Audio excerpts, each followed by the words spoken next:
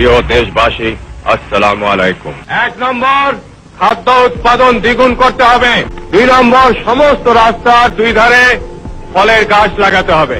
1 সপ্তাহের মধ্যে সামরিক শাসন তুলে নেওয়া হবে। দুর্নীতিমুক্ত ন্যায় নীতি ভিত্তিক সমাজ ব্যবস্থা কায়েম করা। যে জাতি তাদের ভাগ্য উন্নয়নের জন্য নিজেরা নিজ হাতে চেষ্টা করে না, আল্লাহ তাআলা তাদেরকে সাহায্য করেন না। বাংলাদেশের জাতীয় জীবনে জিয়াউর রহমানের আবির্ভাব হয়েছিল হঠাৎ করেই 1971 সালে। তার কণ্ঠে বাংলাদেশের স্বাধীনতার ঘোষণা সে সময় দেশটির এক প্রান্ত থেকে অপর প্রান্তে মানুষের মনে সাহস জাগিয়েছিল, সৃষ্টি করেছিল প্রেরণা।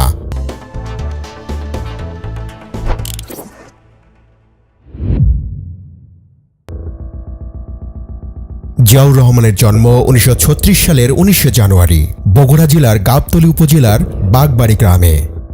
তার পিতার নাম ছিল মনসুর রহমান এবং মায়ের নাম ছিল জাহানারা খাতুন রানী। 5 ভাইদের মধ্যে জিয়াউর রহমান ছিলেন দ্বিতীয়। তার বাবা কলকাতা শহরে এক সরকারি দপ্তরে রসায়নবিদ হিসেবে কর্মরত ছিলেন। তার শৈশবের কিছুকাল বগুড়ার গ্রামে ও কিছুকাল কলকাতা শহরে অতিবাহিত হয়।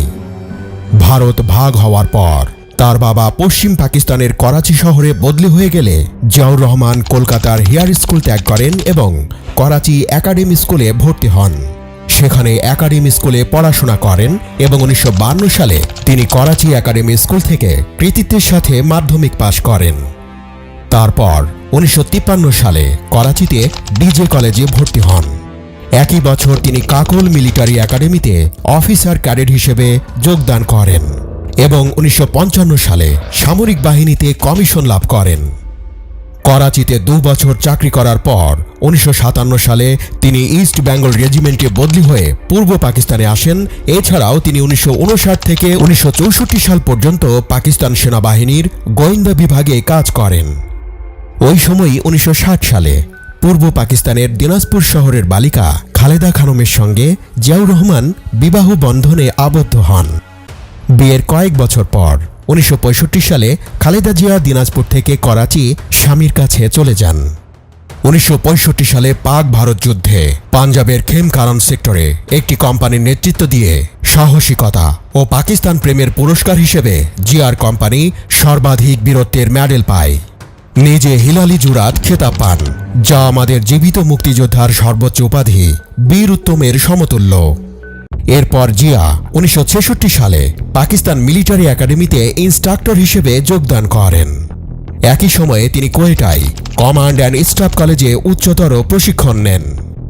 1969 সালে জার্মানিতে উচ্চতর গোয়েন্দা প্রশিক্ষণে যান এবং কয়েক মাস ব্রিটিশ সেনাবাহিনীর সাথেও কাজ করেন। একই বছর তিনি পশ্চিম পাকিস্তানের কোয়েটার স্টাফ কলেজে কমান্ড কোর্সে যোগ দেন। 1969 সালে তিনি মেজর পদে পদোন্নতি পেয়ে পূর্ব পাকিস্তানের জয়দেবপুরে 2nd ইস্ট বেঙ্গল রেজিমেন্টের 2nd ইন কমান্ড হিসেবে দায়িত্বভার গ্রহণ করেন। বাংলাদেশের স্বাধীনতা যুদ্ধ শুরুর আগে 1970 সালে তিনি চট্টগ্রাম সেনাবাহিনীর 8ম ইস্ট বেঙ্গল রেজিমেন্টে সহ অধিনায়ক হিসেবে সেখানে বদলি হন। তার ওই রেজিমেন্টের একজন সহকর্মী কর্নেল অলি আহমেদ বিবিসি বাংলাকে বলেন, তখনই জিয়াউর রহমান বাংলাদেশের রাজনৈতিক পরিস্থিতির প্রেক্ষাপটে সেনাবাহিনীতে বিদ্রোহ করার পরিকল্পনা নিয়েছিলেন। তিনি বলেন, প্রায় সময় দেখতাম তিনি দেশের ব্যাপারে খুব চিন্তিত থাকতেন। এক পর্যায়ে তিনি আমাকে বললেন, নির্বাচনের পরে পাকিস্তান থেকে নতুন সেনাদল আসছে, অস্ত্র আসছে। মনে হয় পশ্চিম পাকিস্তানের সেনাবাহিনীর সদস্যরা শেখ মুজিবুর রহমানকে প্রধানমন্ত্রী হিসেবে মেনে নেবে না বা বাঙালিদের হাতে ক্ষমতা হস্তান্তর করবে না। এতে আমাদের কি করণীয়? অলি আহমেদ বলেন, এর এক পর্যায়ে আমরা বিদ্রোহের পরিকল্পনা করলাম। আমি জিয়াউর রহমানের কাছে দৌড়ে গেলাম, উনাকে বললাম, আপনি তাড়াতাড়ি ব্যাটালিয়ন হেডকোয়ার্টারে ফিরে আসেন, এসে আজকে রাত্রে বিদ্রোহ করতে হবে। এটা আরো পাকাপোক্ত হয় যখন বঙ্গবন্ধু 7ই মার্চ ভাষণ দিলেন, এবারের সংগ্রাম স্বাধীনতা সংগ্রাম, এবারের সংগ্রাম মুক্তির সংগ্রাম। আমরা মনে করলাম এখন যদি আমরা বিদ্রোহ করি তাহলে সমগ্র দেশবাসীকে আমরা সাথে পাবো। 1971 সালের 25শে মার্চ রাতে নিরস্ত্র মানুষের ওপর পাকিস্তানি বাহিনীর আক্রমণের ঘটনার পর ৮ম ইস্ট বেঙ্গল রেজিমেন্টের সদস্যরা বিদ্রোহ করেন জিয়াউর রহমানের নেতৃত্বে, বলেছেন কর্নেল অলি আহমেদ। ২৫শে মার্চ রাতে যখন আমরা শুনলাম পাকিস্তান সেনাবাহিনী বর্বর ও নৃশংস হত্যাকাণ্ডের মাধ্যমে সমগ্র ঢাকাকে তাদের নিয়ন্ত্রণে নিয়ে এসেছে, চট্টগ্রাম থেকে একমাত্র তখন শহীদ রাষ্ট্রপতি জিয়াউর রহমানের নেতৃত্বে আমরা বিদ্রোহ করি। পরবর্তী পর্যায়ে ২৭ তারিখ আমরা সিদ্ধান্ত নিলাম জিয়া সাহেব দেশের স্বাধীনতা ঘোষণা করবেন এবং তিনি বাংলাদেশের স্বাধীনতা ঘোষণা করলেন, বলেন অলি আহমেদ। তখন আমি আর জিয়াউর রহমান একসাথে মিলেই দুজনে রেডিও স্টেশনে যাই, কালুঘাট রেডিও স্টেশনে। তখন জিয়াউর রহমান সেখান থেকে বাংলাদেশের স্বাধীনতা ঘোষণা করেন। স্বাধীনতা ঘোষণাটা এভাবেই ছিল, I Major Zia under the blessing of Bangabandhu Sheikh Mujibur Rahman, I, Major Ziaur Rahman, do hereby declare the independence of Bangladesh on behalf of our great national leader, Sheikh Mujibur Rahman. তবে মুক্তিযুদ্ধের ইতিহাসের দলিলের তথ্য মতে কয়েকজন ব্যক্তি ২৬ এবং ২৭ তারিখে স্বাধীনতার ঘোষণা পাঠ করেছিলেন। তৎকালীন মেজর জিয়াউর রহমানও তার ঘোষণাটি আওয়ামী লীগ প্রধান শেখ মুজিবুর রহমানের নামে পাঠ করেন। মেজর জিয়াউর রহমান কালুরঘাট বেতার কেন্দ্রে গেলেন এবং স্বাধীনতার ঘোষণা প্রদান করলেন। তার কয়েক ঘন্টা পর একই রাজনৈতিক ব্যক্তিদের অনুরোধে স্বাধীনতার ঘোষণা পুনরায় প্রদান করলেন, এবার দিলেন বঙ্গবন্ধুর নামে। মুক্তিযুদ্ধ বিষয়ক গবেষক আফসান চৌধুরী বিবিসি বাংলাকে বলেন, বাংলাদেশের একটা মানুষের ঘোষণার অধিকার ছিল, আর তিনি হলেন শেখ মুজিবুর রহমান। এটা নিয়ে যে বিতর্ক আসতে পারে সেটাই তো কেউ কখনো চিন্তা করেনি। জিয়াউর রহমান কালুরঘাট বেতার কেন্দ্র থেকে প্রথম যে ঘোষণাটি দেন, এক রহস্যজনক কারণে তার সমস্ত কপি নষ্ট করে ফেলা হয়। কিন্তু সেই সময়ে চট্টগ্রামেরই এক সাংবাদিকের স্মৃতি থেকে প্রায় হুবহু যে ঘোষণাটি পাওয়া যায় সেটি হল, I Major Zia, head of the provisional revolutionary government of Bangladesh, do hereby declare war of independence against Pakistani occupation army.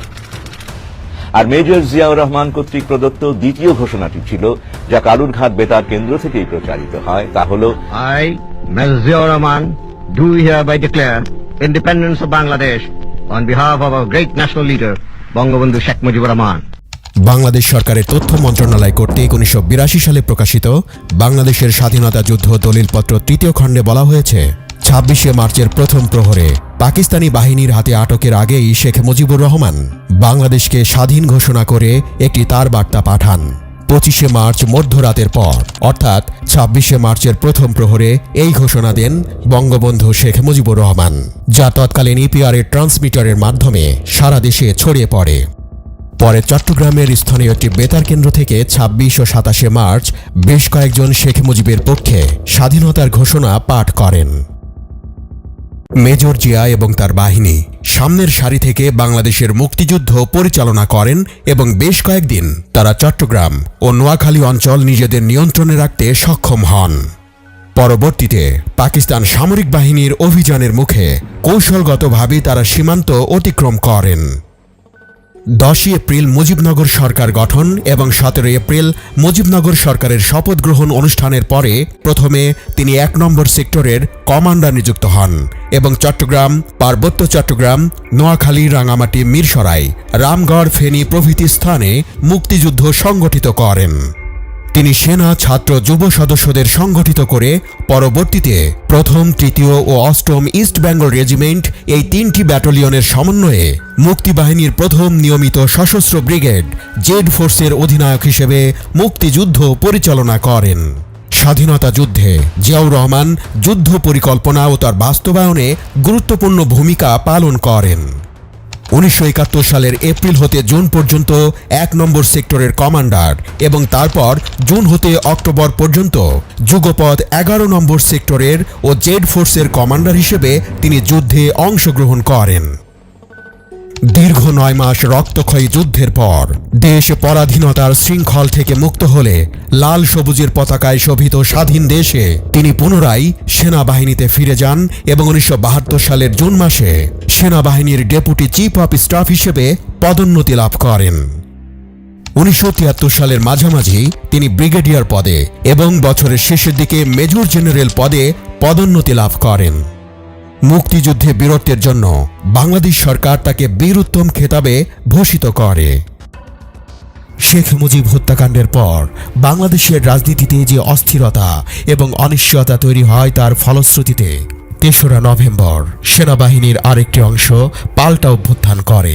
Major general Khaled মোশাররফের নেতৃত্বে সেই পাল্টা অভ্যুত্থান হয়। শেখ মুজিবুর রহমানকে হত্যার পর খন্দকার মোশতাক আহমেদ রাষ্ট্রপতি হলেও সবকিছুর কলকাঠি নাড়ছিল হত্যাকাণ্ডের সাথে জড়িত সেনা কর্মকর্তারা। তখন সেনাবাহিনীতে চেইন অব কমান্ড কার্যত ভেঙে পড়েছিল। এর পাল্টা পদক্ষেপ হিসেবে আসে ৩রা নভেম্বরের অভ্যুত্থান। এই অভ্যুত্থানের মাধ্যমে রাষ্ট্রপতি খন্দকার মোশতাক আহমেদকে ক্ষমতাচ্যুত করা হয় এবং বন্দী করা হয় সেনাপ্রধান মেজর জেনারেল জিয়াউর রহমানকে। খালেদ মোশাররফের এই অভ্যুত্থান স্থায়ী হয়েছিল মাত্র 4 দিন। 7ই নভেম্বর পাল্টা আরেকটি অভ্যুত্থানে নিহত হন খালেদ মোশাররফ এবং আরও কয়েকজন ঊর্ধ্বতন সেনা কর্মকর্তা। সেই অভ্যুত্থানের মাধ্যমে সেনাপ্রধান জিয়াউর রহমানকে মুক্ত করেন সৈনিকরা। এরপর ক্ষমতার কেন্দ্রে চলে আসেন মেজর জেনারেল জিয়াউর রহমান। জিয়ার ক্ষমতা গ্রহণ ৩রা নভেম্বর। অভ্যুত্থানের মাধ্যমে খন্দকার মোশতাককে ক্ষমতাচ্যুত করেন মেজর জেনারেল খালেদ মোশাররফের নেতৃত্বে অফিসাররা। 1975 সালের 5ই নভেম্বর ক্ষমতাচ্যুত হন খন্দকার মোশতাক আহমেদ। এরপর 6ই নভেম্বর রাষ্ট্রপতি হিসেবে দায়িত্ব গ্রহণ করেন বিচারপতি আবু সাদাত মোহাম্মদ সায়েম। কিন্তু 7ই নভেম্বর পাল্টা অভ্যুত্থানের পরে বন্দি দশা থেকে মুক্ত হয়ে ক্ষমতার কেন্দ্রে চলে আসেন সেনাপ্রধান জিয়াউর রহমান। আপনারা নেতৃত্ব দিতে চান, আপনাদেরকে জনগণের মধ্যে যেতে হবে। আবু সাদাত মোহাম্মদ সায়েম একাধারে রাষ্ট্রপতি এবং প্রধান সামরিক আইন প্রশাসক ছিলেন। এ সময় জিয়াউর রহমান ছিলেন উপপ্রধান সামরিক আইন প্রশাসক। কিন্তু 1 বছর পরেই 1976 সালের 19 নভেম্বর রাষ্ট্রপতি সায়েমকে সরিয়ে জিয়াউর রহমান নিজেই প্রধান সামরিক আইন প্রশাসকের দায়িত্ব নিয়ে নেন। এর 5 মাস পরেই 1977 সালের এপ্রিল মাসে আবু সাদাত মোহাম্মদ সায়েমকে রাষ্ট্রপতি পদ থেকে সরিয়ে জিয়াউর রহমান নিজেকে রাষ্ট্রপতি পদে অধিষ্ঠিত করেন। রাষ্ট্রপতি হবার 1.5 বছরের মাথায় জিয়াউর রহমান বাংলাদেশ জাতীয়তাবাদী দল বা বিএনপি গঠন করেন। 1975 সালের 7ই নভেম্বরের পাল্টা অভ্যুত্থান তৎকালীন সেনাপ্রধান জিয়াউর রহমানের জন্য এক বড় আশীর্বাদ হয়ে আসে। এই অভ্যুত্থান বাংলাদেশের রাজনীতির খোলস বদলে দেয়। জিয়াউর রহমানের গঠিত রাজনৈতিক দল নতুন এক চ্যালেঞ্জ ছুড়ে দেয় বাংলাদেশের স্বাধীনতা যুদ্ধে নেতৃত্বদানকারী দল আওয়ামী লীগের প্রতি। জিয়াউর রহমানের নেতৃত্বে বাংলাদেশে মধ্য ডানপন্থী রাজনীতির আবির্ভাব ঘটে। ক্ষমতায় থাকাকালীন জিয়াউর রহমানের প্রতিষ্ঠিত বাংলাদেশ জাতীয়তাবাদী দল বা বিএনপি বাংলাদেশের অন্যতম বৃহৎ রাজনৈতিক শক্তিতে পরিণত হয়। জেনারেল জিয়াউর রহমানের শাসনকালে বাংলাদেশের রাজনীতি, অর্থনীতি এবং কূটনীতিতে মৌলিক বাঁক বদল ঘটেছে। এসব ঘটনা অনেকের দৃষ্টিতে ইতিবাচক, আবার অনেকের দৃষ্টিতেই নেতিবাচক। বহুদলীয় রাজনীতির প্রবর্তন। জিয়াউর রহমান ক্ষমতাসীন হবার পরে বাংলাদেশ একদলীয় শাসন ব্যবস্থা থেকে বহুদলীয় রাজনীতিতে ফেরে। বহুদলীয় রাজনীতির পুনঃপ্রবর্তনের ফলে তৎকালীন বাংলাদেশে একটি মৌলিক পরিবর্তন আসে। এর ফলে ধর্মভিত্তিক রাজনীতির পথ উন্মুক্ত হয়। বাংলাদেশ স্বাধীন হবার পরে 1972 সালে ধর্মভিত্তিক রাজনীতি নিষিদ্ধ হয়েছিল। কিন্তু জিয়াউর রহমানের বহুদলীয় রাজনীতিতে ফিরে আসার নীতির কারণে ধর্মভিত্তিক দলগুলো সুযোগ পায়। এর ফলে বাংলাদেশের স্বাধীনতা যুদ্ধের বিরোধিতাকারী জামাতে ইসলামীও রাজনীতিতে সক্রিয় হওয়ার সুযোগ পায়। বাংলাদেশি জাতীয়তাবাদ। বাংলাদেশের মুক্তিযুদ্ধ এবং পরবর্তীতে স্বাধীন বাংলাদেশের সংবিধানে জাতীয়তাবাদের ভিত্তি ছিল বাঙালি। কিন্তু জিয়াউর রহমান ক্ষমতাসীন হবার পরে বাংলাদেশি জাতীয়তাবাদ নামে নতুন ধারা চালু করেন এবং সংবিধানে সেটি অন্তর্ভুক্ত করেন। জিয়াউর রহমান প্রবর্তিত বাংলাদেশি জাতীয়তাবাদের পক্ষে যুক্তি তুলে ধরে অধ্যাপক এমাজউদ্দিন আহমদ বাংলাপিডিয়ায় লিখেছেন, বাংলাদেশে বহু সংখ্যক বিভিন্ন মতের ও ধর্মের জাতিগোষ্ঠী বাস করে। তাদের সংস্কৃতি ও জীবনযাত্রার মান ও ধরন বিভিন্ন। তাই জিয়া মনে করেন যে শুধুমাত্র ভাষা বা সংস্কৃতির ভিত্তিতে নয়, বরং ভূখণ্ডের ভিত্তিতেই জাতীয়তাবাদকে গ্রহণ করা উচিত। জিয়াউর রহমানের পররাষ্ট্রনীতি।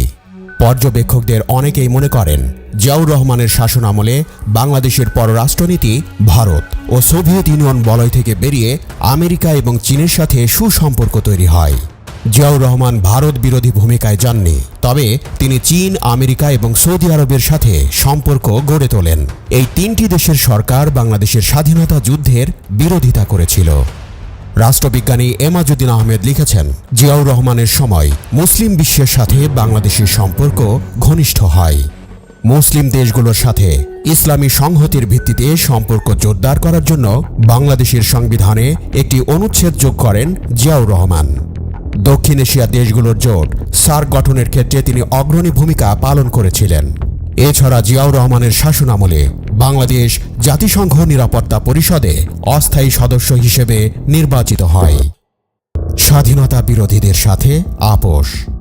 জিয়াউর রহমানের শাসনামল নিয়ে যে অভিযোগটি সবচেয়ে বেশি, সেটি হচ্ছে যেসব ব্যক্তি বাংলাদেশের স্বাধীনতার রাজনৈতিক বিরোধিতা করেছিল কিংবা পাকিস্তান সরকারের প্রতি অনুগত ছিল, তাদের মন্ত্রিসভায় স্থান দেওয়া হয়। এদের মধ্যে অন্যতম হচ্ছেন শাহ আজিজুর রহমান। জিয়াউর রহমানের শাসনামলে শাহ আজিজুর রহমান প্রধানমন্ত্রী এবং জাতীয় সংসদ নেতা নির্বাচিত হন। আমি শাহ মোহাম্মদ আজিজুর রহমান সশ্রদ্ধ চিত্তে শপথ করিতেছি যে আমি আইন অনুযায়ী সরকারের প্রধানমন্ত্রীর পদে কর্তব্য বিশ্বস্ততার সহিত পালন করিব। বাংলাদেশের মুক্তিযুদ্ধের সময় পাকিস্তানের সামরিক সরকার জাতিসংঘে যে প্রতিনিধি দল পাঠিয়েছিলেন, সেটির অন্যতম সদস্য ছিলেন শাহ আজিজ। বাংলাদেশের স্বাধীনতা লাভের পর দালাল আইনে গ্রেপ্তার করা হয় শাহ আজিজুর রহমানকে। পরবর্তীতে শেখ মুজিবুর রহমান সাধারণ ক্ষমা ঘোষণা করলে 1973 সালে মুক্তি লাভ করেন শাহ আজিজুর রহমান। পর্যবেক্ষকদের অনেকেই মনে করেন জিয়াউর রহমান সবাইকে অন্তর্ভুক্ত করে রাজনীতি ও সরকার পরিচালনা করতে চেয়েছিলেন। 19 দফা কর্মসূচি। জিয়াউর রহমানের শাসনামলের একটি উল্লেখযোগ্য দিক ছিল 19 দফা কর্মসূচি। এই কর্মসূচির মধ্যে অর্থনৈতিক, রাজনৈতিক এবং সামাজিক বিভিন্ন দিক অন্তর্ভুক্ত ছিল। জিয়াউর রহমানের সমর্থকদের মতে এই কর্মসূচি ছিল উন্নয়নমুখী রাজনীতির অংশ। 19 দফা কর্মসূচির লক্ষ্য ছিল কৃষি উৎপাদন, জনসংখ্যা নিয়ন্ত্রণ, খাদ্যে স্বয়ংসম্পূর্ণতা অর্জন, প্রশাসনের বিকেন্দ্রীকরণ, ব্যক্তিখাতে শিল্প প্রতিষ্ঠানের বিকাশ। এই কর্মসূচির মধ্যে একটি আলোচিত বিষয় ছিল খাল খনন কর্মসূচি এবং গ্রাম সরকার ব্যবস্থা চালু করা। জিয়াউর রহমান রাষ্ট্রপতি থাকা অবস্থাতেই 1979 সালে অনুষ্ঠিত হয় দ্বিতীয় সংসদ নির্বাচন। এই নির্বাচনে বিএনপি 298টি আসনের মধ্যে 207টিতে জয়লাভ করে। তখন মালেক উকিলের নেতৃত্বাধীন আওয়ামী লীগ 39টি ও মিজানুর রহমান চৌধুরীর নেতৃত্বাধীন আওয়ামী লীগ 2টি আসনে জয়লাভ করে। কিন্তু জিয়াউর রহমান ক্ষমতায় থাকার সময় সেনা ও বিমান বাহিনীতে দফায় দফায় অভ্যুত্থানের চেষ্টা হয়। তবে প্রতিটি অভ্যুত্থানের চেষ্টা কঠোর হাতে দমন করেন জিয়াউর রহমান। জিয়াউর রহমান পুলিশ বাহিনীকে শক্তিশালী করেন এবং পুলিশ বাহিনীর সংখ্যা আগের চেয়ে প্রায় দ্বিগুণ করে তিনি তাদের যথাযথ প্রশিক্ষণের ব্যবস্থা গ্রহণ করেন। জিয়াউর রহমান 1976 সালের 8 মার্চ মহিলা পুলিশ গঠন করেন। তিনি 1976 সালে গ্রাম প্রতিরক্ষা বাহিনী গঠন করেন। 1977 সালের 20 ফেব্রুয়ারি 21 পদক প্রবর্তন করেন। জিয়াউর রহমান অসম্ভব জনপ্রিয় ছিলেন। অনেক উচ্চপদস্থ সামরিক কর্মকর্তা জিয়াউর রহমানের বিরুদ্ধে ষড়যন্ত্রে লিপ্ত হন। বিপদের সমূহ সম্ভাবনা জেনেও জিয়া চট্টগ্রামের স্থানীয় সেনা কর্মকর্তাদের মধ্যে ঘটিত কলহ থামানোর জন্য 1981 সালের 29 মে চট্টগ্রামে আসেন এবং সেখানে চট্টগ্রামের সার্কিট হাউজে থাকেন। তারপর 30 মে গভীর রাতে সার্কিট হাউজে এক ব্যর্থ সামরিক অভ্যুত্থানে জিয়াউর রহমান নিহত হন। জিয়াউর রহমানকে ঢাকার শেরেবাংলা নগরে দাফন করা হয়। প্রেসিডেন্ট জিয়ার জানাজায় বাংলাদেশের ইতিহাসের অন্যতম বৃহৎ জনসমাগম ঘটে, যেখানে প্রায় 20 লক্ষাধিক মানুষ সমবেত হয়।